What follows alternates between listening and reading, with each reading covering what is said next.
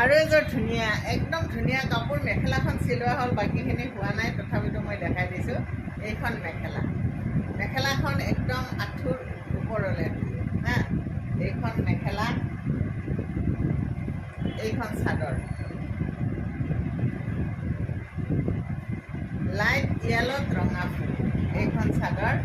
এইখন মেখেলা চাদৰখনৰ আঁচলত এনেকৈ থাকিব গাত এনেকৈ ৰঙা দট থাকিব আৰু হালধীয়াৰে মীনা কৰা আছে কি যে ধুনীয়া লাগিছে কাপোৰযোৰ আৰু এইটো হ'ল আপোনাৰ ব্লাউজ পিচ 5000ত এই কাপোৰযোৰ আপুনি ৰেডি টু গৈ ল'ব পাৰিব আৰু যদি মেখেলা চিলোৱা হ'ল ইতিমধ্যে 4900ত আপুনি